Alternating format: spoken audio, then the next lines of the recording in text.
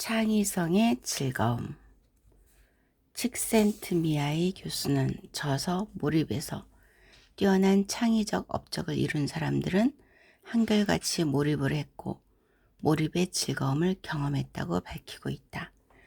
미국에서는 처음으로 과학 분야에서 노벨상을 받은 알버트 마이클스는 왜 그토록 많은 시간을 빛의 속도를 측정하는 데 바쳤느냐는 질문에 너무나 재미가 있었거든요 라고 대답했다. 반입자의 존재를 예측한 공로로 1933년에 노벨 물리학상을 받고 양자 역학을 정립하는 데 가장 큰 공헌을 한 사람 중 하나인 폴 디렉 역시 자신의 연구에 대한 소감을 묻자 마치 아주 흥미로운 게임을 하는 것 같았습니다 라고 답했다. 노벨상 수상자들이나 위대한 업적을 이룬 사람들의 공통점은 명백하다. 이들은 답이 보이지 않더라도 끊임없이 생각함으로써 몰입 능력을 키웠고 사고의 즐거움을 맛보았다. 그 결과 자신의 연구를 즐기게 되었고 사고력과 창의력을 키울 수 있었던 것이다. 왜?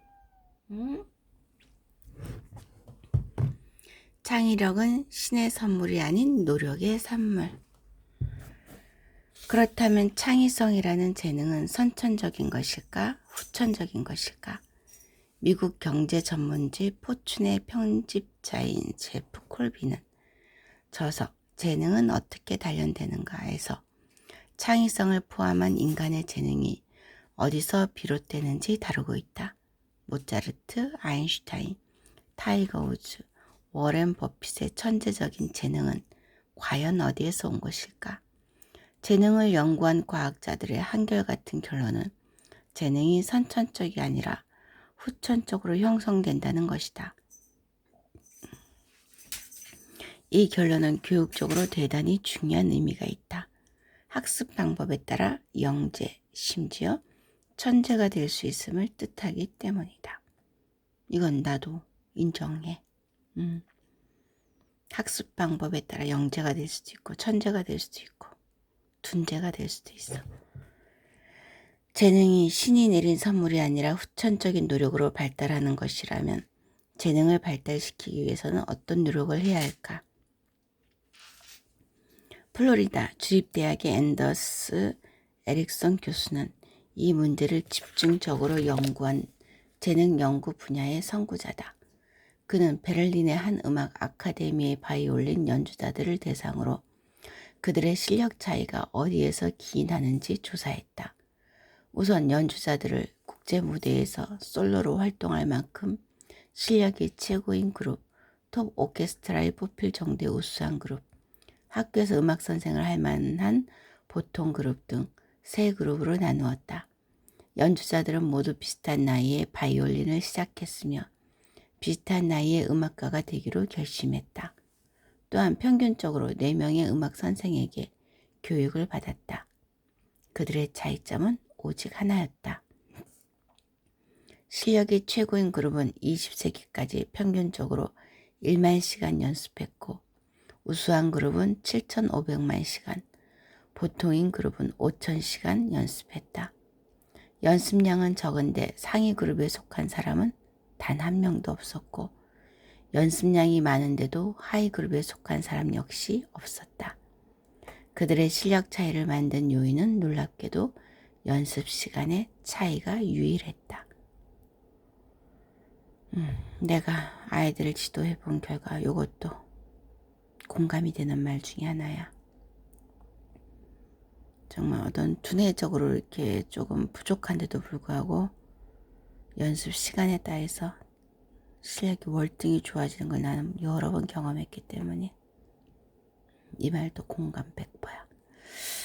자, 에릭슨 교수는 모차르트도 만 2세 때부터 8세까지 일주일에 35시간씩 총 1만 시간의 연습량을 채웠음을 증명했다. 즉 모차르트 역시 알려진 대로 선천적인 천재가 아니라 만들어진 천재라는 것이다.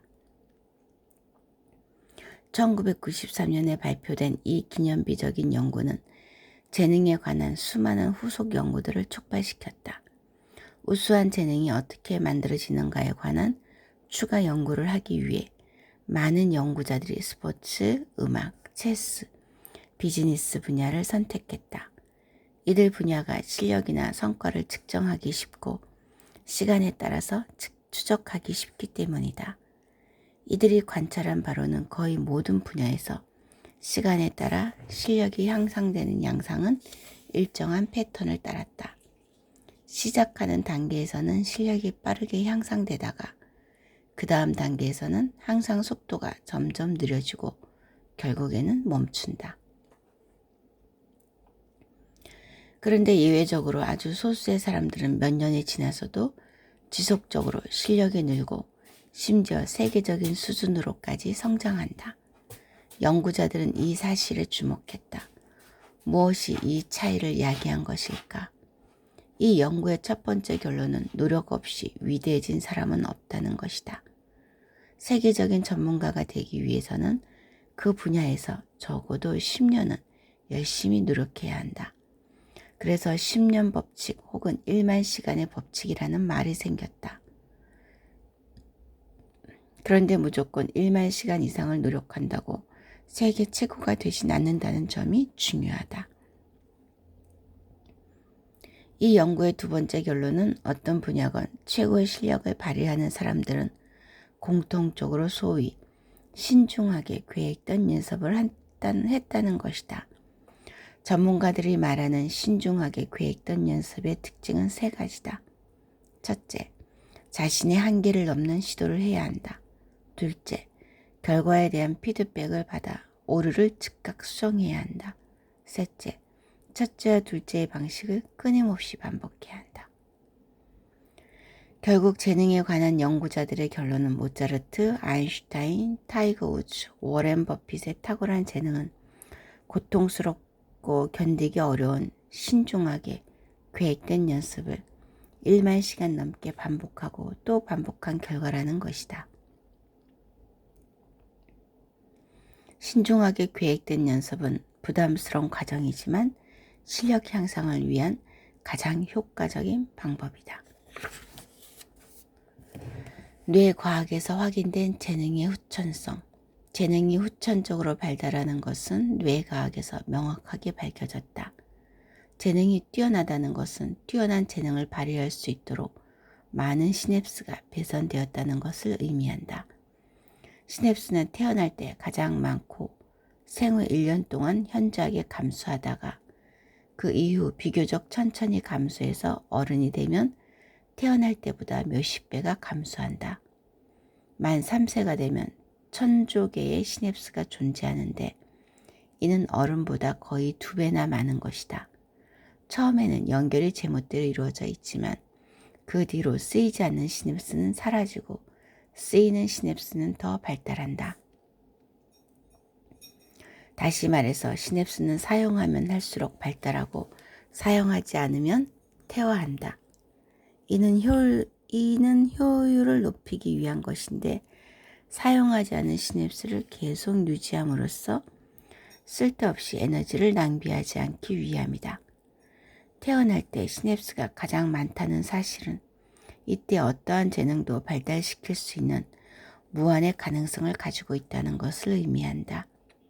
이는 진화론적으로 대단히 유리한 전략이다. 태어나서 세상을 경험하기 전까지는 진화의 기본 조건인 생존과 번식에 어떤 능력이 요구되는지 모른다. 예를 들어 한국에서 태어나면 한국어 능력이, 미국에서 태어나면 영어 능력이 필요할 것이다. 또한 축구 선수로 성장하려면 운동 능력이, 음악가로 성장하려면 음악적 능력이 있어야 할 것이다.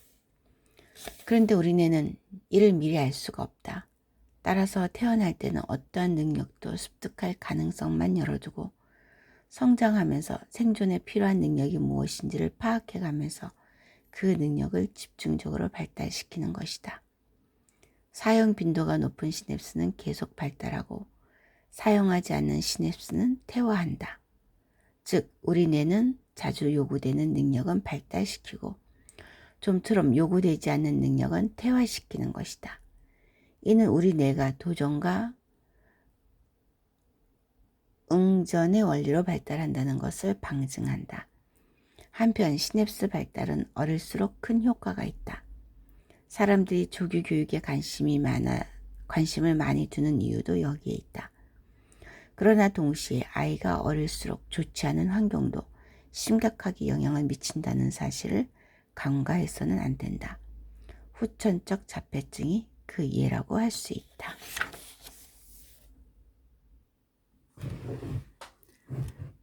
오래 생각하고 그중 나쁜 것을 버려라. 재능 연구가들에 따르면 결국 창의성과 지적 재능도 타고나는 것이 아니라 신중하게 계획된 연습에 의해 얼마든지 개발할 수 있다. 우리는 아인슈타인을 20세기의 천재라고 한다. 그러나 정작 아인슈타인 자신은 이렇게 이야기한다. 나는 머리가 좋은 것이 아니다. 단지 문제가 있을 때 남들보다 좀 더 오래 생각했을 뿐이다. 아인슈타인의 이 말은 천재성은 신중하게 계획된 연습을 오랜 기간 충분히 반복함으로써 얻어진다는 전문가들의 견해와 완벽하게 일치한다. 그렇다면 또 다른 천재 뉴턴은 어떨까?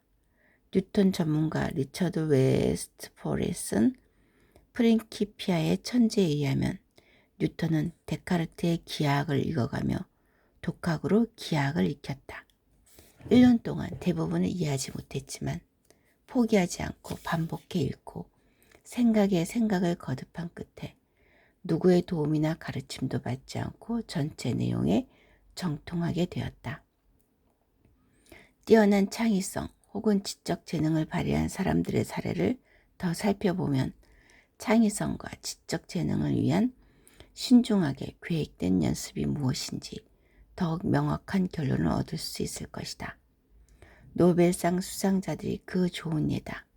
이들이 어떻게 창의성을 발휘할 수 있었는지 알려면 본인들의 입으로 직접 이야기한 자료가 있어야 한다.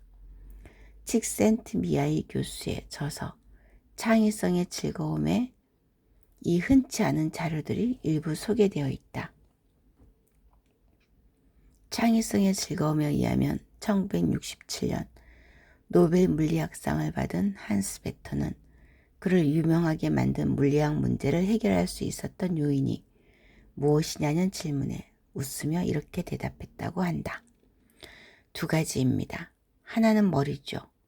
그리고 두 번째는 분명 아무런 결과도 나오지 않을 수 있는 문제에 매달려서 오랜 시간을 기꺼이 생각하면서 보내는 것입니다. 아무런 결과도 나오지 않을 수 있는 문제란 곧 답이 보이지 않는 문제, 지적 능력을 넘어선 문제라는 뜻이다. 이런 문제에 포기하지 않고 도전하여 피드백이 없는 상태를 견디고 또 견딘 것이 한스 베터가 지닌 창의성의 비밀이었다. 창의성의 즐거움에는 1954년 노벨 화학상과 1962년 노벨 평화상을 받은 라이너스 폴링 박사의 사례도 실려 있다. 폴링 박사는 노벨상을 2번이나 탄 역사상 몇 안 되는 과학자 중 하나다. 매사에 아이디어를 잘 내기로 유명했던 그에게 한 학생이 그 비결을 물었는데 그는 많은 생각을 하고 그 중에서 나쁜 걸 버리게 라고 답했다. 많은 생각을 하면 아이디어도 많이 나올 수밖에 없다. 물론 모든 아이디어가 다 훌륭하진 않을 것이다. 그 중에서 좋은 것을 추리면 된다. 1998년 노벨 생리의학상 수상자 루이스 이그나로 교수는 2006년 한국을 방문했다가 한 기자에게 어떻게 하면 노벨상을 받을 수 있느냐는 질문을 받았다. 그는 이렇게 대답했다. 과학은 9시 출근, 4시 퇴근하는 일이 아니다.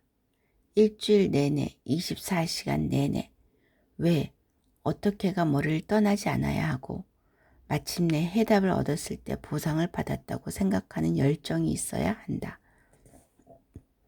조선일보 2006년 9월 12일 1965년에 노벨 물리학상을 받은 리처드 파인만은 현대 물리학 분야에서 가장 유명한 사람 중에 하나다. 그가 암투병 중일 때 자신의 이야기를 녹음하여 책으로 출판했는데 이것이 바로 베스트셀러 파인만 씨 농담도 잘하시네이다. 이 책에 그의 생각하는 습관이 잘 드러나는 대목이 있어 소개한다. 나는 생각하면서 걷다가 가끔 한 번씩 멈춰 쓴다. 너무 어려운 것을 생각하다 보면 걸을 수가 없다. 이때는 멈춰 서서 해결될 때까지 기다려야 한다. 그래서 가끔 멈춰 쓰는데 어떤 때는 손을 공중에 내저으면서 혼잣말을 한다. 이것들 사이의 거리는 이렇고 그러면 이것은 이렇게 되고 거기에 거리에 서서 팔을 휘두르다 보면 순경이 다가온다. 이름이 뭡니까? 어디에 살아요? 지금 뭐하고 있습니까? 아, 생각하고 있었어요. 미안합니다. 난 이 동네에 살고 저기 보이는 레스토랑에 자주 가죠. 좀 지나자 순경들이 나를 알아보고 다시는 잡지 않았다. 리처드 파인만 씨는 농담도 잘하시네.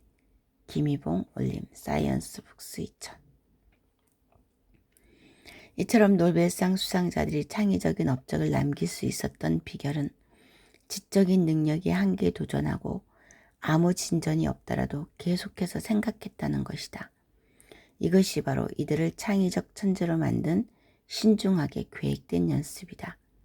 이러한 습관은 갑자기 만들어지지 않지만 오랜 기간에 걸쳐 조금씩 발달시키면 충분히 기를 수 있다.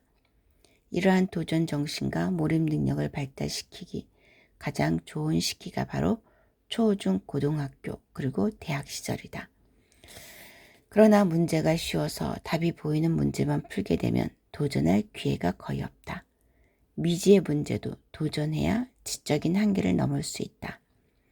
따라서 답이 보이지 않는 문제를 포기하고 이내 정답을 확인해 보는 방식으로 학습하면 날카롭게 생각할 기회를 잃고 머리를 발달시킬 수 없게 된다. 2008년에는 일본인이 4명이나 노벨상을 받아 세계를 놀라게 하는데 이 중 노벨 물리학상을 받은 교토 산업대학의 마스카와 도시히데 박사가 문무과학성 장관과 과학기술성 장관을 만난 자리에서 일본의 평준화 교육을 강하게 비판한 내용이 국내 신문에 소개되었다. 대학들이 학생 선발 시험에서 깊이 생각할 필요 없는 쉬운 문제만 내고 있다. 이렇게 해서는 생각하지 않는 인간을 만들어낼 뿐이다. 조선일보 2008년 10월 11일. 그는 심지어 이것은 교육 오염이라고까지 했다. 학부모들에 대해서도 교육을 열심히 하는 것이 아니라 교육 결과에만 열심이라고 비판했다. 이 이야기는 일본과 유사한 입시 제도를 가진 우리에게도 많은 시사점을 제공한다. 일본도 우리와 마찬가지로 입시 위주의 주입식 교육이어서 결코 창의적인 교육이 이루어지지 않았지만 과거 대학 입시 문제가 대단히 어려웠기 때문에 이를 준비하는 과정에서 자연스럽게 지적인 도전과 응전이 이루어졌고 이 과정에서 창의적으로 뛰어난 학자들이 많이 배출될 수 있었던 것이다. 그렇다면 어린 시절부터 답이 보이지 않는 문제에 계속 도전하도록 교육을 하면 머리가 좋아지고 영재가 될 수 있을까? 이 물음에 대한 답은 창의성의 방법에 소개된 헝가리 부다페스트의 루터 고등학교 수학 선생이었던 라즐로 라츠 선생의 교육 방식에서 찾을 수 있다. 그는 역사상 뛰어난 제자를 가장 많이 배출한 고등학교 선생으로 인정받는데 그의 교육 방식은 이제까지 알려진 영재 교육에서 가장 성공적이었다고 평가되고 있다. 라즐로 라츠 선생은 국내 수학 잡지에서 한 달에 한 번씩 난도가 높은 문제를 출제하여 학생들이 경쟁적으로 풀도록 했으며 학생들은 이 문제를 풀기 위해 오랜 기간 몰입적인 사고를 해야 했다. 이러한 교육을 받은 학생 중에는 1963년 노벨 물리학상을 받은 유진 위그너, 현대 컴퓨터 이론을 최초로 탄생시킨 존 폰 노이만, 원자폭탄의 아버지 라 불리는 레오 질라드, 수소폭탄의 아버지라 불리는 에드워드 텔러가 있다. 전설적인 수학자 폴 에이디시 역시 라츠 선생에게서 직접 배우진 않았지만 라츠 선생이 교내 수학 잡지에 출제한 문제를 풀면서 공부했다고 하니 라츠 선생의 교육 방식이야말로 창의성을 북돋우는 영재 교육의 표본이라고 할 수 있다.